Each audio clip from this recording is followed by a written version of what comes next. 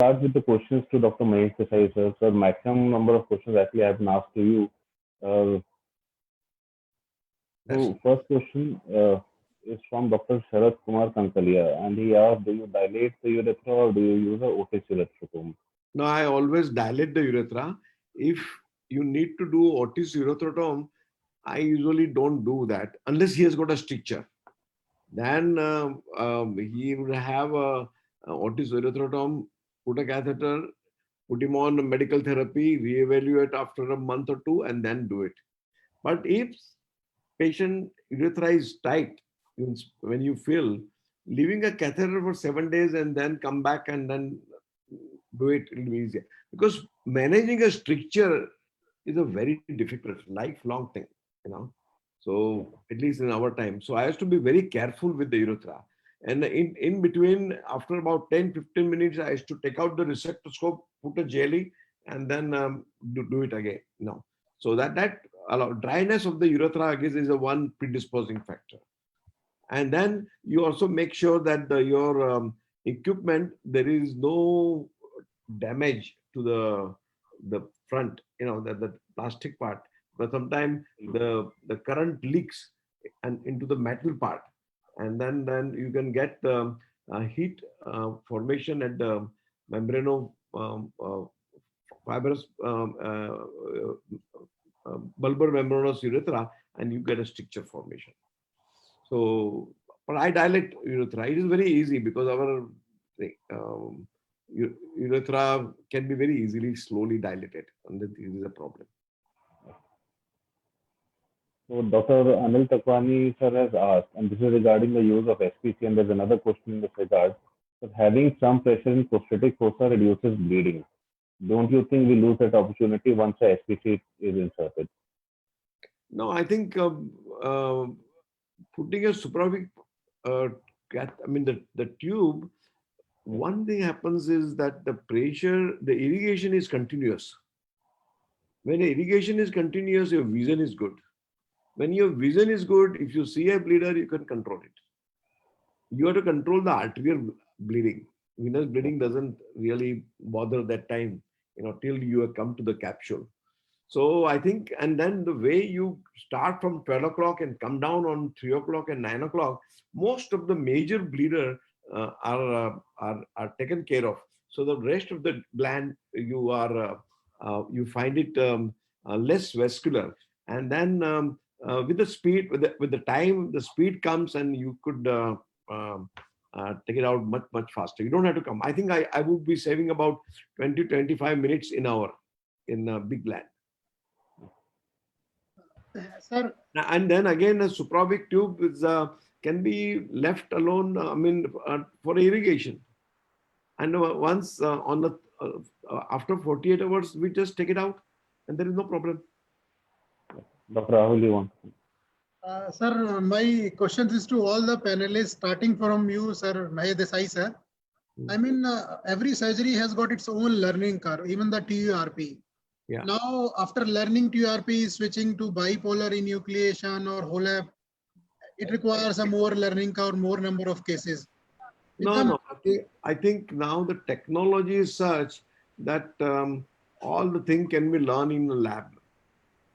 We have two models where people, one is of course a stores model, which is a simulator, and another is a Kandaswamy has made a model which is very nice, where you take a liver and the fat around and they put into a bag, and then it absolutely mimics the TURP. What is most important is how you handle your equipment and how you bring it out.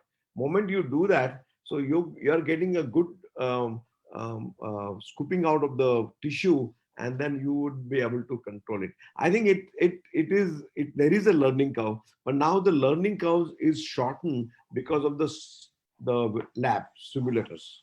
We have about 18 residents, and it is a compulsory for the resident to practice on the simulator. And once they practice, they assist, and then under supervision they do it. I think by the time they pass out, they already are expert, almost expert on TURP. I think QRP is a good thing because any other technique you use, if there is a problem, you can always fall back on QRP and clear it up. All other new techniques are good, but the QRP still remains in a time of emergency, you can do it. So I don't think now with the advanced technology, you need to have a lab where you can do it. No more practicing on the human being. It is practicing on the lab. Sir, actually, my question was, I mean, TRP is basic. One has to learn TRP. I mean, for learning a new technique, you need good number of cases initially. And with the medical management being in the market, and nowadays, prosthetic surgeries are getting lesser and lesser day by day. That's right. A lot of time is required to actually gain over the technique after learning TRP. So what was your thought on this, sir? Yeah, I think the medical management definitely has reduced the number of cases which were coming to us, or we are ourselves are treating, especially for a small prostate or early symptoms. We use alpha blocker and dutasteride to combination. But still, our lifestyle is changing, and with the lifestyle changing, in what we did a survey in the Khera district, and we found that in villages and on all the farming villages, we found the prostate was very small. And there are 4 trading villages here. And 4 trading villages, obesity, blood pressure, diabetes, and a big prostate. Prostate size, average size, even without minimum symptoms, was 30 plus. So now you will be seeing the westernization or a food habit changing, the obesity increasing. You will see a large prostate where all your technique is viable. So there's a question from Dr. Aditya Sharma. Do you think there is any use of the non-rotating sheath in present time? For me? Yes, sir. Um, The non-rotating sheath. Actually, I'm using non-rotating sheath because I'm an old timer. I learned my endourology. I mean, I did my first TURP in 1971, and then from there I have seen that time it was a spark valve type cautery. Then came the modification in the cautery and the equipment. And then, once you are used to one equipment, you go on doing it. I think it is matter of equipment. I mean, getting used to it. But nowadays, I use a rotating type of sheet because the new one, they all come with the rotating sheet. So that is okay.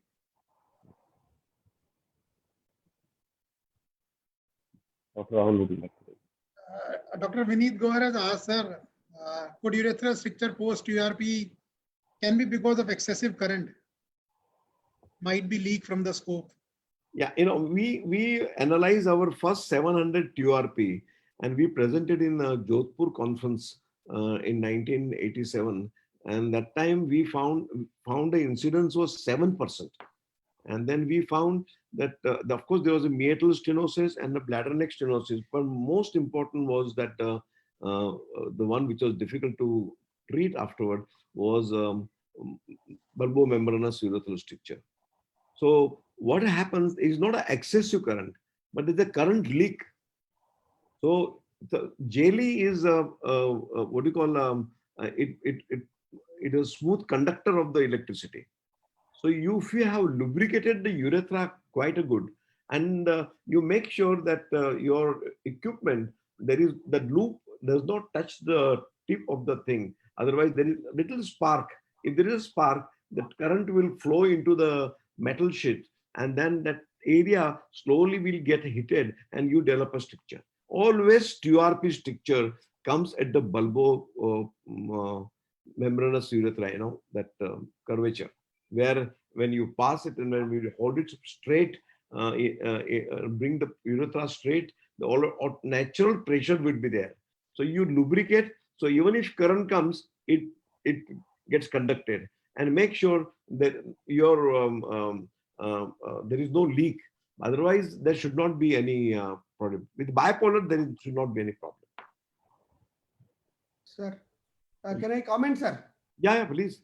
Sir, Mahesh sir, in bipolar, we are talking many times. We have seen, irrespective of the company, even in prostate, I am seeing small amount of the jerk when we come to the capsule at the bladder neck region, and it is very well seen in TURBT also. So, as you said, some amount of leak also happen in bipolar TURP or bipolar instrument, even though technically it should not come. Any comment that after the, so my feeling is that for Indian urethra, at least 30%, we see small pennies putting 26 size into that without even after Otis at the level of the bulbar membrane is very tight. In such cases, what do you recommend? Do you go for 24 by now? Now companies are coming with 24 by 22. Yeah. Even though loop is small, it takes little time, especially for small glands. Should we change the sheath in small pennies? The moment you see the pennies, you will have idea that the urethral sizes will be less. Comment, sir. Chandra Mohan, you are absolutely right. See, that is why the TURP done on an Indian patient in America or England with a 28 French, they all landed with stricture.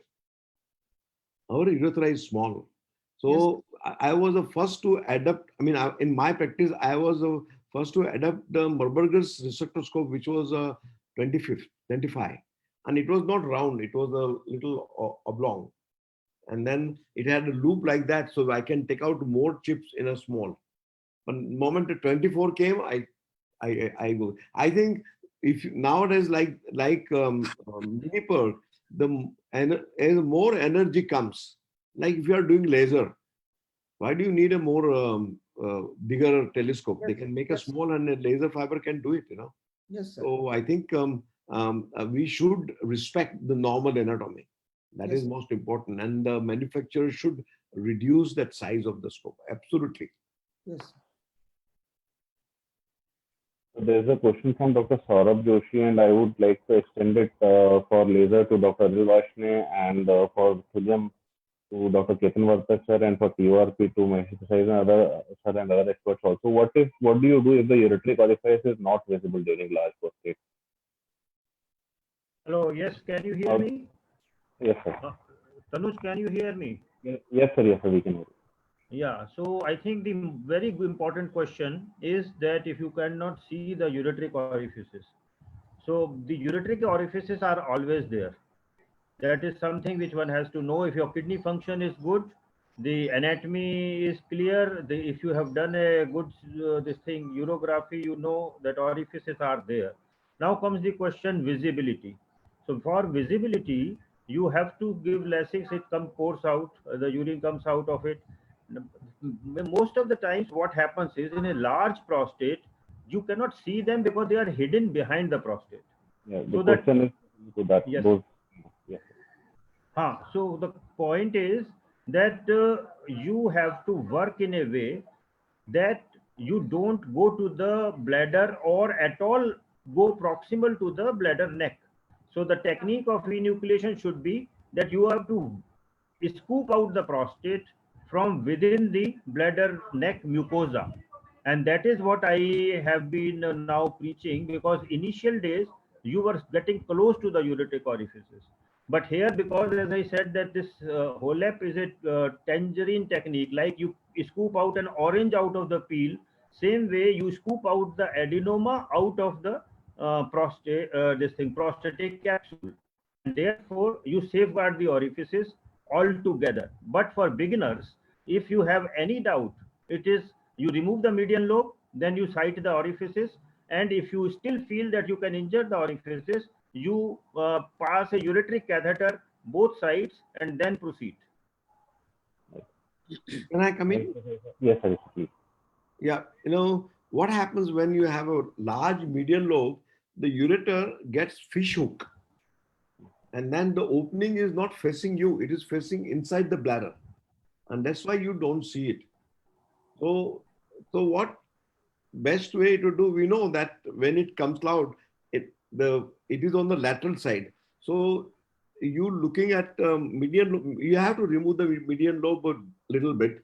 so that you will be able to, every time you remove the medium lobe, you put your hook and then try to bring the medial lobe inside to see whether the ureteric opening is seen. Sometimes I use methylene blue. I have a methylene blue, so I use a methylene blue, which will might give the idea, you know.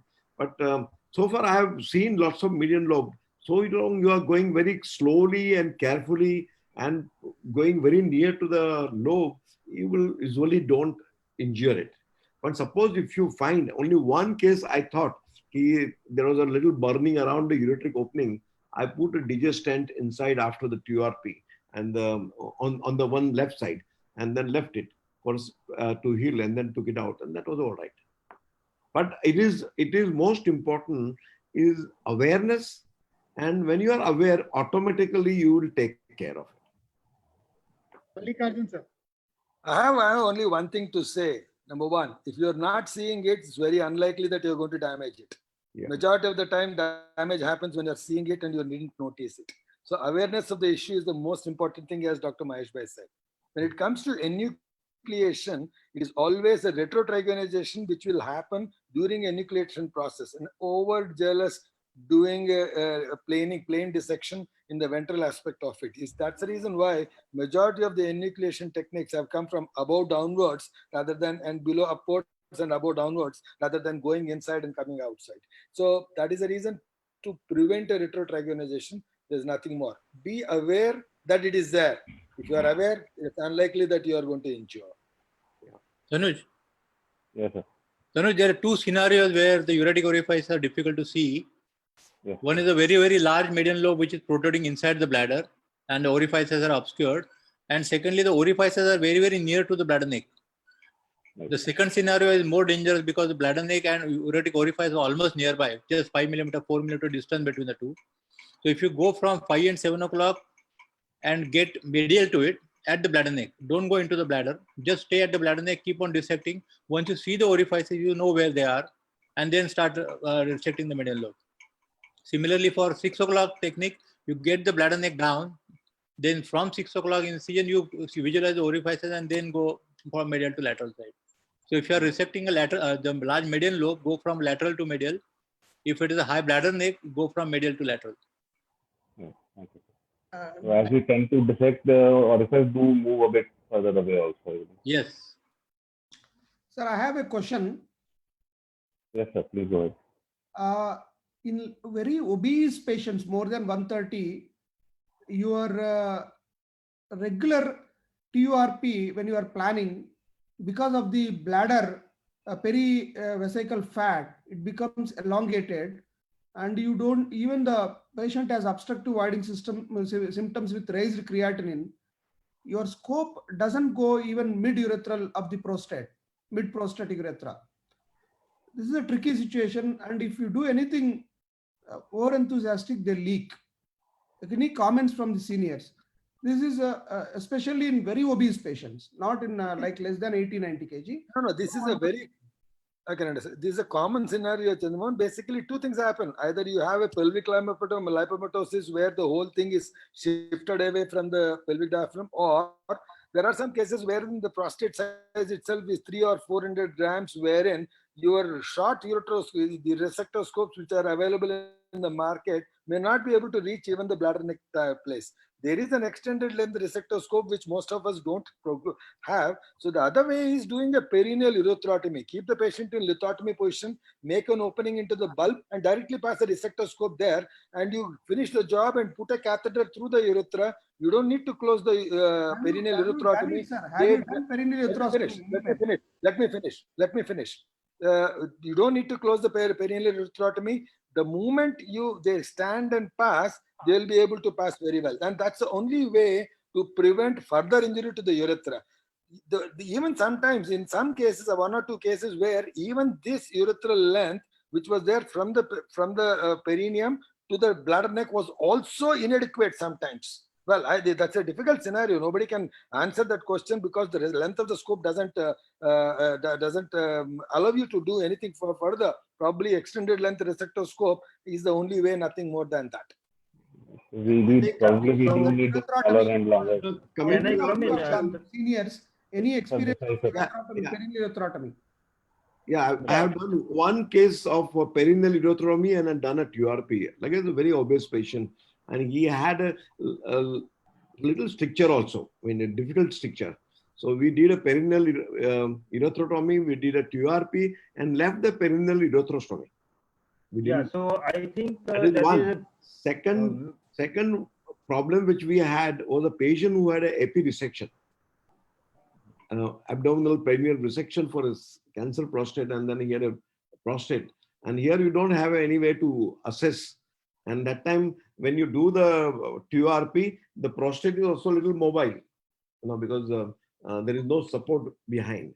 So that's where we have to lift up the bladder.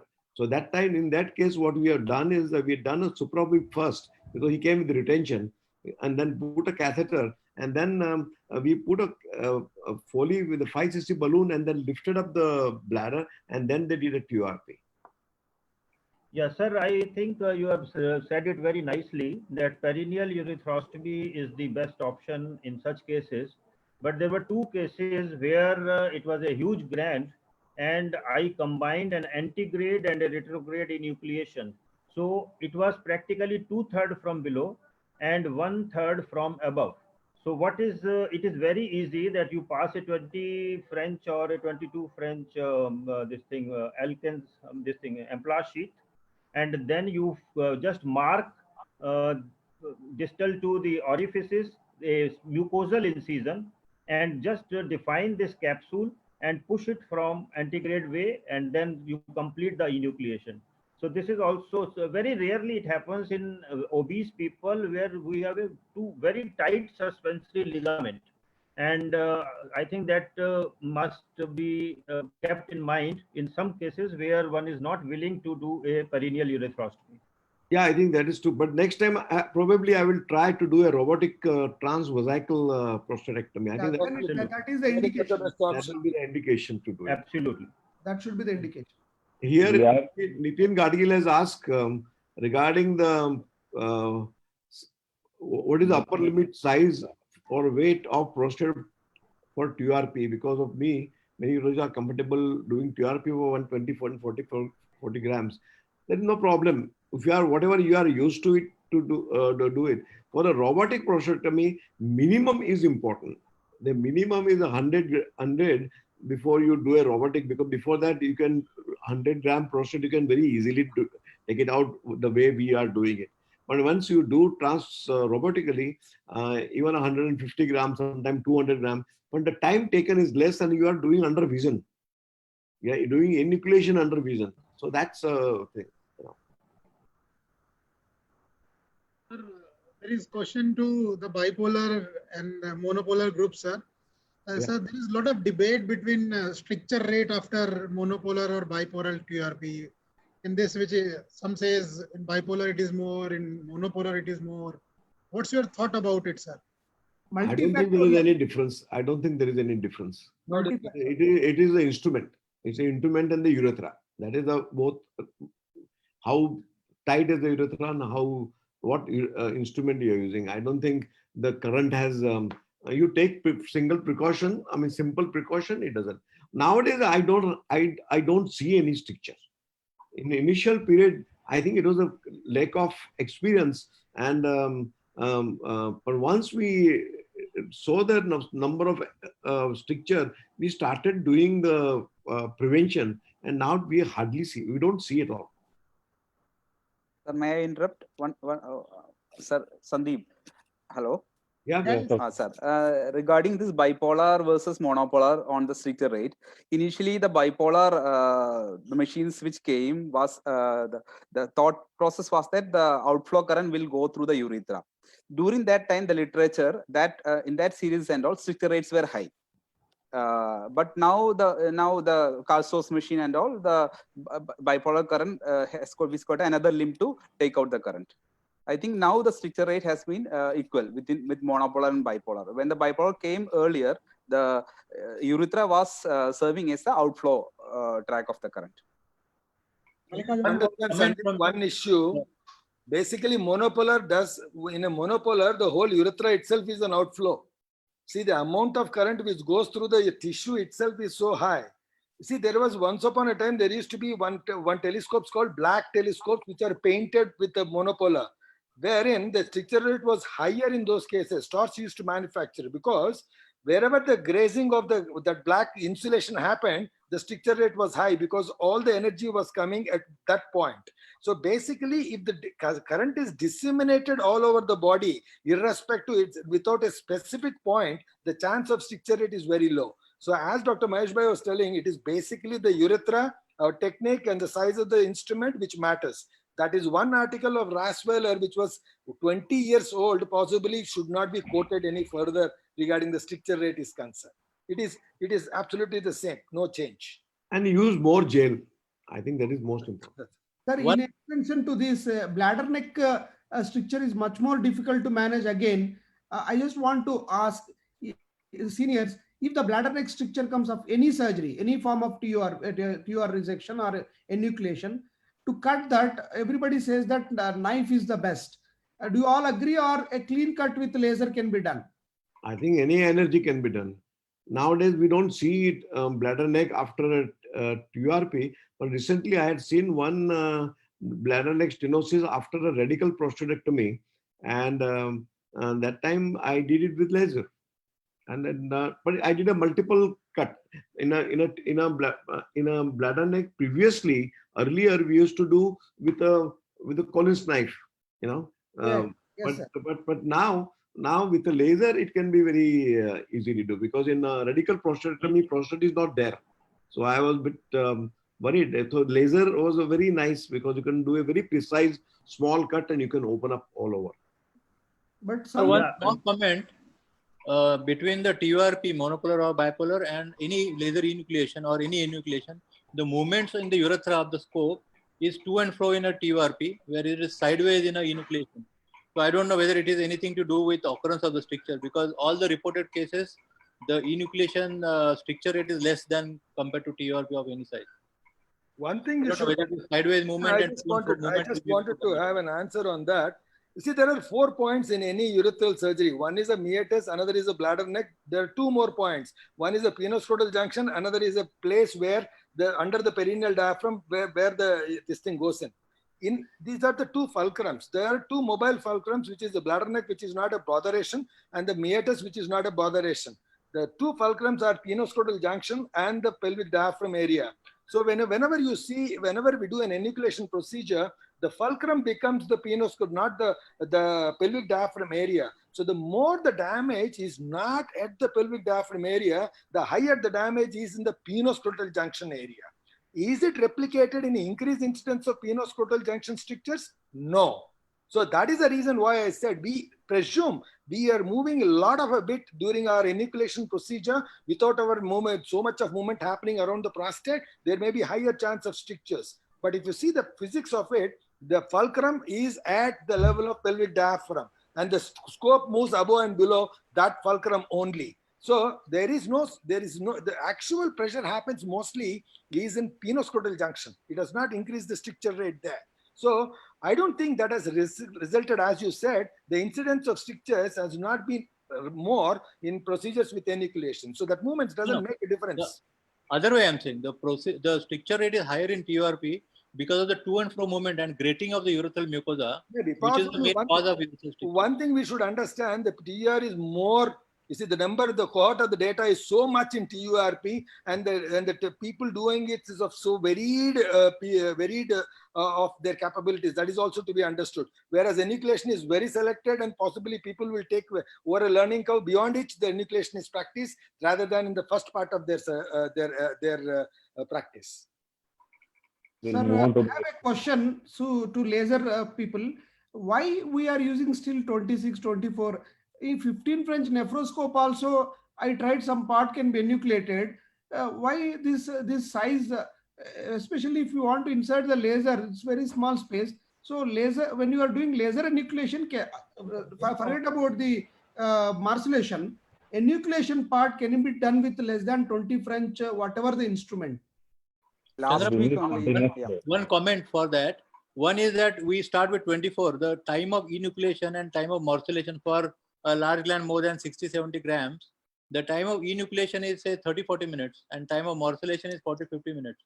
So the 24 fringe, if you use for say 30-40 minutes and later on half an hour or 45 minutes for the morcellation, I don't think it will add any benefits to adding a 24 fringe sheath and changing the telescope later on. So for morcellation, you need a 26 fringe, and that's why we continue with 26 fringe. If it is a And smaller also, gland, it makes sense. putting a nephroscope of that size into the urethra, many times we feel that it is little. There are two issues, sir. If May I can answer comment. this No, question? but how do you morcellate? Without 26 fringe, you cannot That morcellate. is one. The whole And you liquid don't because have of continuous Some flow also in miniaturization is nephroscope. expected in this. Miniaturization is essential for Yeah, Indian urethra. Essential. Your point is well valid, Dr. Chandramohan. Basically, the most of the companies are offering the laser resectoscope at the size of 26 French only. Now, Wolf has come up with the smaller size laser resectoscope. Also, Shawley company is providing. So, but the majority of the market is controlled by the Carlsos, and also we all last week only we all discussed this in our forum with Tanuj and all. This miniaturization is very much needed now for enucleation part. We don't need 24 French, 22, 26 French and all. We can do the enucleation part with the lowest French available. And for the morcellation part, you can change it to the 26 French. It just takes 1 minute. Anyway, you have to connect a morcelloscope. Just connect this outer sheath and just put a sheath and do the morcellation. That will give a less trauma to the urethra. This No, is I not understand. only electricity, the movement of the scope. It's also the pressure necrosis. The pressure is also a reason for the stricture. This is what my take. Sandeep, there is any other way where we even the morcellator part can be decreased to a 22 French. That is the only thing which matters. You see, the question is whether you see we are logically, it appears that it is logical. Yes, the size of the instrument is left behind inside the urethra for a shorter period of time, so the chance of stricture rate is going to be high. It is definitely a logical thinking. There's no doubt about it. If you can, the technology can make it in a smaller way, that's the best thing that can happen. Yeah. Even The manufacturer should come up. one occasion, even a stretch on one occasion for 10 minutes or even 20 minutes possibly may not change the incidence of stricture significantly high. Sir, I think prolonged exposure will create more stricture rates, sir. Definitely, That's logical. There is no doubt That's about logical. it. So second thing, The whole do need problem about smaller enucleation We is also that need the longer telescope scope. of the scope is of the size of a ureteroscope. It is hardly 1 mm in size. So if you try to reduce the size of the morcellator blades and try to reduce the size of the telescope of the morcelloscope, then the vision will be so poor that it is difficult because the prostatic fossa keeps on bleeding a little bit at the time of morcellation. That should not. Vision is already not so good. So smaller the telescope, worse is the vision. That is the whole problem of everything. No, Chandramohan, can I answer your question? Sir. Now, just the thing is that the majority of the urethra in large prostates, they have a catheter. So once they have a catheter, your 26 French scope walks in very smoothly because catheter has already dilated the urethra. Now One day before catheterization for everybody? No. The challenge comes in a very few select patients where urethra is small. And if the urethra is small, there are options. As Dr. Mahesh Bhai said, that you put in a catheter come after 1 week.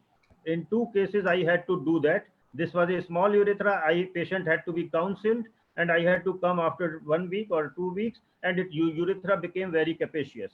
But it is a question of how you counsel the patient. Now comes the third situation where you have a very narrow urethra. Patient is not willing to understand his problem. Then I have used a short ureteroscope.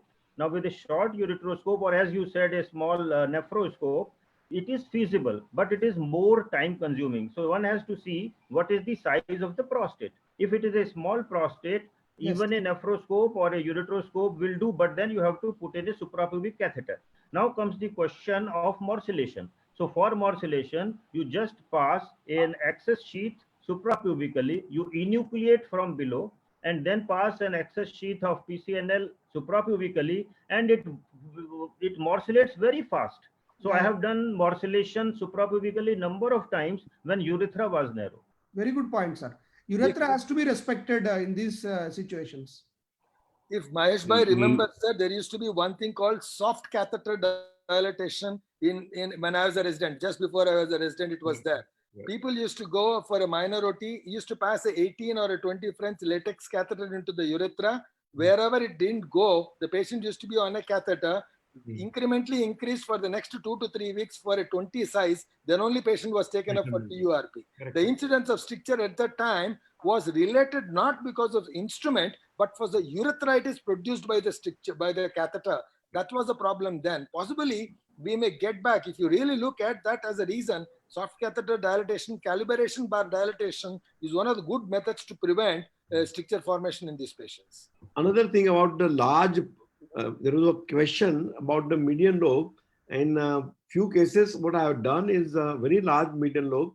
I have done a suprapubic puncture with an emplashed sheath, and through that I have removed the median lobe and then the rest of the urethra from the urethra. So that is another way you can do that. There was in Malik, fact, one of the workshops, it was a suprapubic plus transurethral dual resection, which was demonstrated once upon a time, probably 20 years ago, I think. I don't remember exactly when it was happening. Sir, I have a question, peculiar situation. A large prostatic abscess after TURP, normally small abscesses will be there. You will have a backup wall. After the large, very large prostatic abscess, patient developed fistula with rectum. So that is that means that abscess is developed, has to be, capsule has to be perforated, and then there was a collection between the capsule and the rectum, and that because of that abscess formation, then it probably ruptured into the rectum rather than this thing. After That has to be an injury, otherwise you won't get a. It became very, very small. Dental fascia is very strong. So, you know, we have seen so many times that cancer prostate, even if it goes outside prostate, but it does not cause a fistula. It may infiltrate rectum. So probably what must have happened during TURP, a small perforation, some extravasation, and then the perforation sealed off, and that extravasation got infected, and then it burst open. And maybe that times there may be some thermal injury to the rectum. So I don't know. But anyway, what is this is, when it is done, what you have to do, you have to divert the urine and you have to divert the bowels. And once it's settled down, then you can do either perineal or from the transabdominal, you can do the repair and then do that. Because, you know, this is principally will be same. We have done about 2 repair after the radical prostatectomy. Patient had a HIFU, and then second time one patient had radiotherapy, and they undergone a radical prostatectomy, and they developed a fistula. So in one patient we did from suprapubic, in another patient we did from the perineum. We went in and that removed it. So here it is easier because the prostate is still there. So either you can approach perineally, or if you are good, or you can go suprapubically between the prostate and the rectum, and then close it, put a omentum in there, keep the diversion on till everything heals up, and then that should be done. Thank you, sir. So there are a lot of questions from our audience from the group, so we'll take up some of those questions, sir. Hello. Yeah. Yes, we can hear you, Tanuj. Mallikarjun sir, there's a question for you from Dr. Atul Khandelwal. Have you any experience of monopolar enucleation, and how do you feel about it? Yeah. See, I have done some monopolar enucleations, but I would sincerely feel when you try to attempt initial cases, you start coagulating the peripheral zone significantly. Once you start coagulating, when you supply a little amount of force, which is bound to be there whenever I tend to do it in my way, in which case there is a tendency of this peripheral zone giving away. Sometimes the peripheral zone is very thin, sometimes it is very thick, sometimes it doesn't perforate, sometimes it can perforate. So once it gives way, you will become lost. That's the reason. And once you've given way, if there is a vein which is torn, that will be much more dangerous. So that's the reason why I would not advise a monopolar enucleation. No, if you are good, fantastic, no problem. So a similar question was to Dr. Chandramohan sir, that why bipolar is preferred. I think that is answered. I would like to ask Dr. Chandramohan sir, is there any advantage of the cuneiform probe that you use? Yeah, definitely. I am feeling this early phase. I already told that the technique wise it is easy. You don't need to do. It's looking like TURP only. slowly, it is little slow, but if you push, it will not push that much gland. As because I use Olympus loop also. Olympus loop pushes because it is very thick. You can use mechanical force and do it, but this cannot do that much. So you had mentioned about some current settings regarding your enucleation. My video is not up. No, Dr. current Aditya, settings are designed by the company. Maximum output it is giving. There are nearly fixed settings. They are given for setting 2 which is optimal for all the types. They have kept it. But such companies should be safe. We have to believe in the current settings and go. But generally, this is a high wattage and high power missions. Once I think Tanuj, I'll just chip in here. Once it says bipolar, it's mostly a fixed amount of current depending upon the surface area of the loop which is there. There is no doubt about it, because you need to create a corona. For that to corona, suppose if the loop size is big, the surface area of the loop is going to be more. The amount of the radical formation around this thing is going to be high. So the current is going to be high. So it is no way we can choose our current. It is basically they calculate according to the surface area of the probe and the amount of fluid or sodium chloride or potassium chloride which is there in the surface, and the amount of current necessary to dissociate the ions. So we don't have a control on the selection of the thing. so Anil sir, there are two questions to you regarding the 634 gram gland that you did. The main question is, how long did you take for that prostate, and are there any concerns of keeping the sheath in for so long? Yeah, I think Tanuja, I told you that this patient was wearing a catheter for 5 years, and he was a cardiac patient, and he was referred to me from distant, and I suggested him an open surgery for this patient, but because of the cardiac events, this family was not willing for any kind of cardiac open surgery. He was offered open surgery at many medical colleges where he used to live. So this became a compulsion on me that I have to do whole. It was not just by choice that large prostate had to be taken. But the plus point was that he was having catheter for 5 years. And that has made the urethra so capacious as roomy that this 26 French standard sheath was walking just like freely. So the time duration is a factor when you have a narrow urethra. If you have a good urethra, I was myself surprised that what is capacious urethra I have. And then once you have a capacious urethra, my enthusiasm became further once I finished one lobe. So my plan, I counseled the family that I will do one lobe, then I will do other lobe, and then I may take time for morcellation in the second stage. But it was surprising that in practically 90 to 100 minutes, I could complete enucleation of one lobe. And then my anesthetist told that, sir, you have done one lobe, why not finish off the second lobe? So in another 90 minutes, I finished the second lobe. So that was the total duration I took for enucleation. But then I said, okay, we'll come after 48 hours to morcellate, because what happens is that after 48 hours, the morcellation becomes very, very fast. The tissue becomes dry, desiccated, and if you have any bleeder in the enucleation on the day 1, everything goes away. So the morcellation especially. Now the trick is that if you have to morcellate a big gland, don't morcellate in bladder. The whole adenoma should be brought to the fossa. The fossa is bigger than the bladder. So therefore, if you bring the whole fossa into whole adenoma, one lobe into the fossa, you are very safe in morcellating. And it took only half an hour to 1 hour, half an hour for one lobe and half an hour for the another lobe. So we could morcellate after 48 hours the whole thing. So it is not difficult at all if you stage it, time it, and it will definitely vary case to case. But this is the story of this patient. Thank you. Dr. Rahul, would you like to? Yeah, one more question, sir. There is usually stress urinary incontinence thing more so after enucleation, bipolar, laser enucleation, less in TURP. What are thoughts about? Rahul, I'll take that question. See, basically, I was talking about the same point. we see in our mind, whenever we start doing a TURP, we see a ring-like thing at the end of our scope and the mucosa protruding there, and we say that this is the sphincter and that is going to protect everything regarding stress or routine continence also.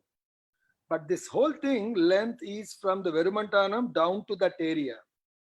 As the gland size increases, the whole thing will start reducing. It is not that skeletal muscle ring which protects about stress incontinence. It is the smooth muscle between that verumentanum and that area which protects.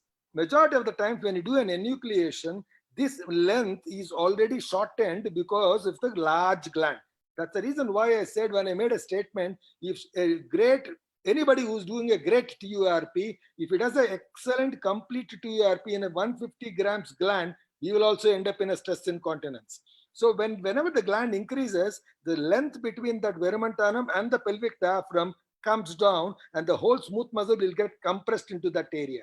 So during this enucleation, there is a tears or some amount of mucosal defects which happen in that area because the length is very short, and that results in some element of stress incontinence. Once the thing healing happens, the stress incontinence completely recovers. So the length between that verumentanum and that area, that smooth muscle length, is the most important thing to have to prevent or to have stress incontinence. So that length and the submucosal sphincter has to be preserved.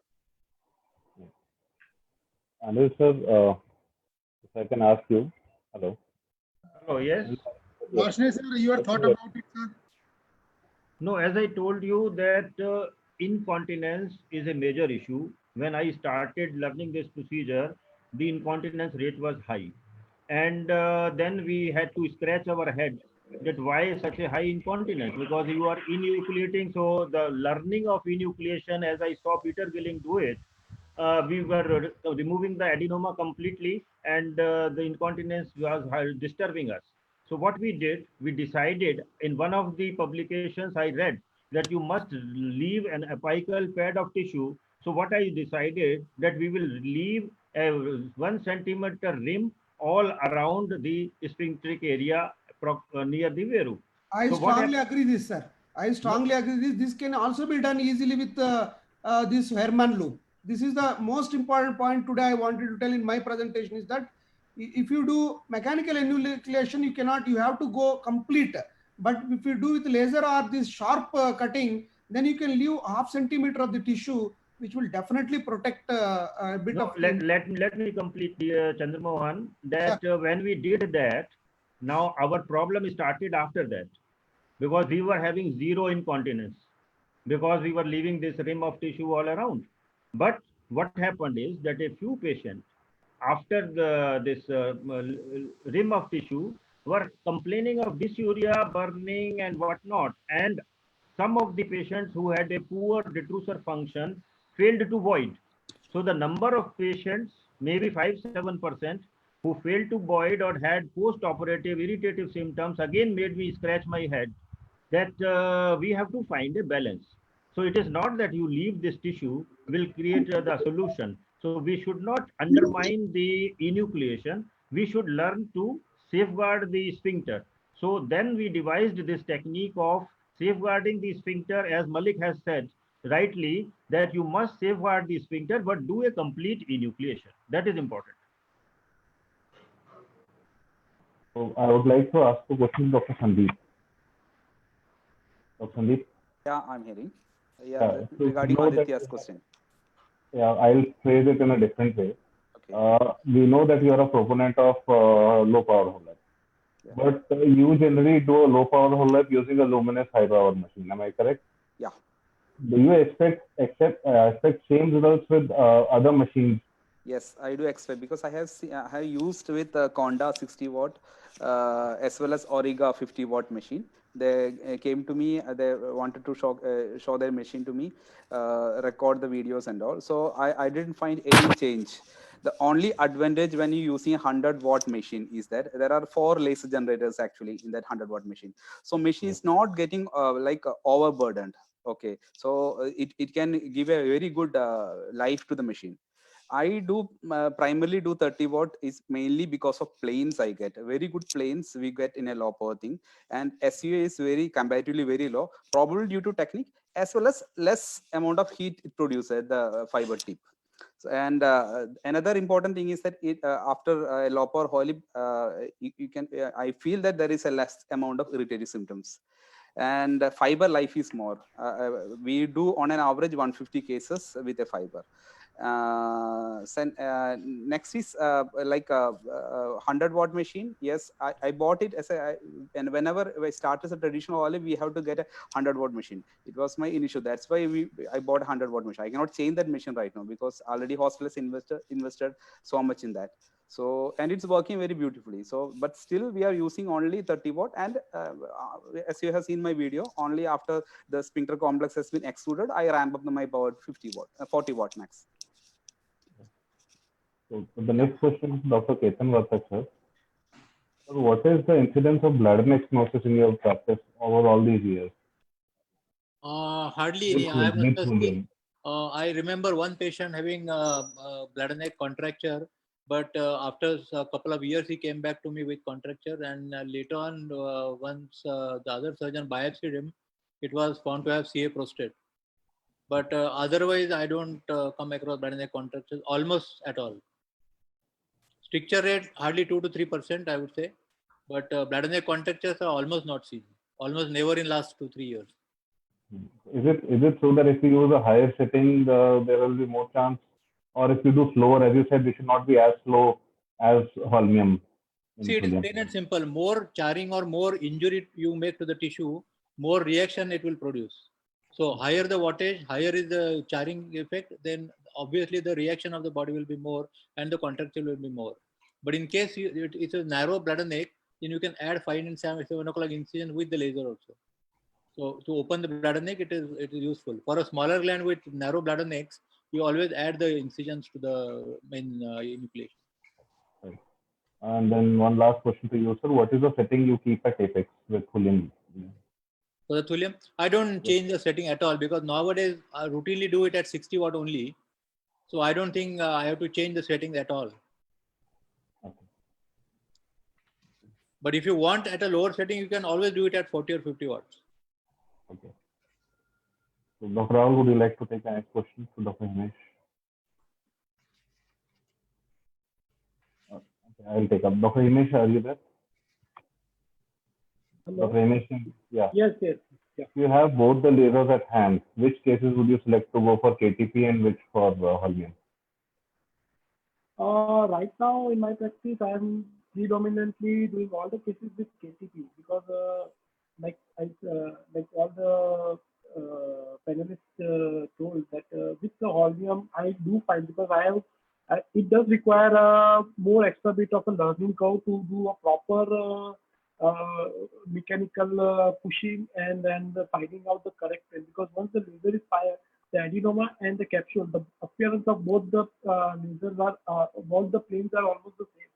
So in my practice, I basically prefer a green light laser because I'm very much comfortable to it. Can I ask one question to Himesh? Yeah.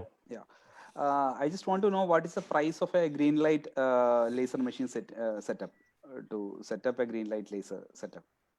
See, right now for fiber, not the initial cost of investment. Initial cost is a 1 CR machine. 1 CR machine. Okay. Yeah. Then disposable price? Disposable price is 85,000 for one fiber, which is a duration of 4 hours. Okay. How do you make it more cost effective? That was my next question. So now thing is that we basically use it for 4 patients because average duration of surgery basing time lies somewhere around 30 to 45 minutes. So we if we push properly, then we can use it for 4 patients. So that 85,000 is distributed at approximately 20,000 per patient. Oh, okay.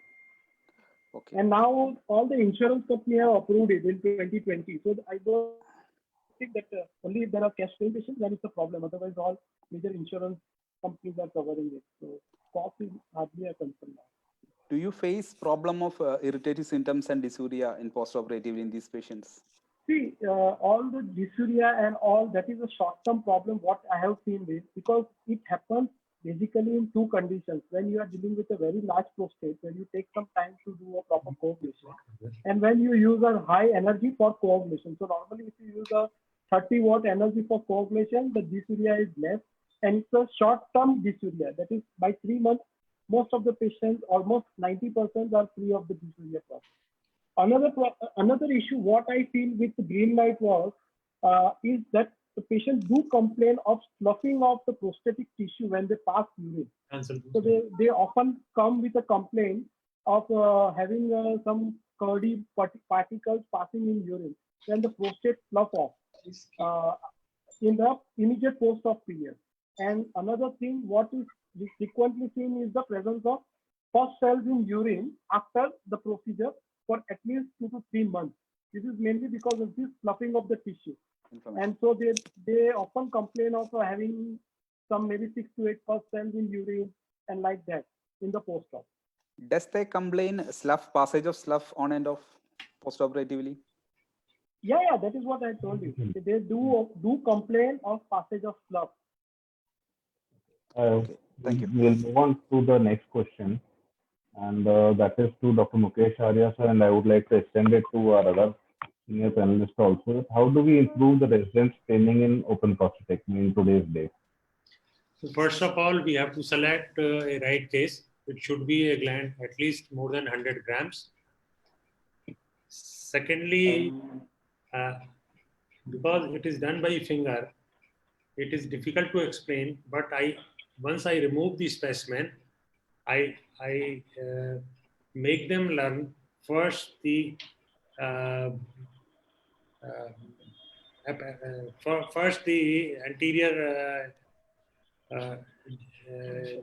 anterior commissurotomy, then putting your finger, dissecting the apical part, and then moving your finger all around. So once they understand the basic thing, I make one step and make them feel. Then second step, apical dissection. Then I make them feel, yes, they can feel how apical tissue has been dissected. And then I ask them to do, and I have found that in 4 or 5 cases, if the gland size is good, if there is no malignancy, they can easily do enucleation.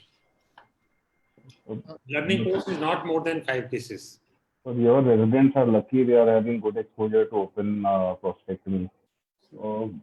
Because being from this generation, I can say that majority of residents, they don't have that much exposure to open surgeries per se. No, I don't know why we are 5% at least patients, say out of 300, were more than 150 grams. Okay, but the departments which have lasers now. Fine, but doing 300 gram is for in the initial career, we are doing everything. We are doing bipolar resection for 120 gram, 125 gram. Our agents are also doing.